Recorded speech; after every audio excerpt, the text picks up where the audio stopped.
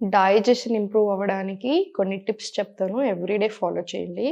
సీసీఎఫ్టీ జీలకర్ర, ధనియాలు, సోంపు ఈక్వల్ క్వాంటిటీస్ తీసుకొని 500 ఎంఎల్ వాటర్‌లో 1 స్పూన్, 1 స్పూన్ తీసుకొని మరిగి 250 ఎంఎల్ అవ్వాలి. సో, 15 నిమిషాలు మరిగించి తీసుకోండి.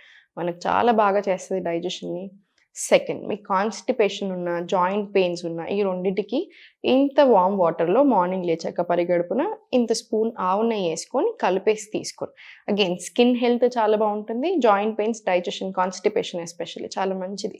అసిడిటీ లాంటి ఇష్యూస్ ఉంటే ఏంటంటే, తిన్న వెంటనే ఒక లవంగం, 2 లవంగాలు చూచేయండి. లేదా లవంగాలు టీ అయినా తీసుకోవచ్చు మీరు.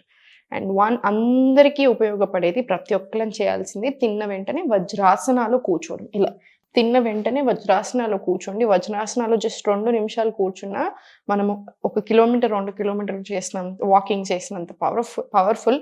సో, తప్పకుండా వజ్రాసనాలో ఒక 2 నిమిషాలు కూర్చొని, ఆ తర్వాత ఒక 5-10 మినిట్స్ స్లో వాకింగ్ తీసుకోండి. బ్లోటింగ్ కూడా అవ్వకుండా ఉంటుంది.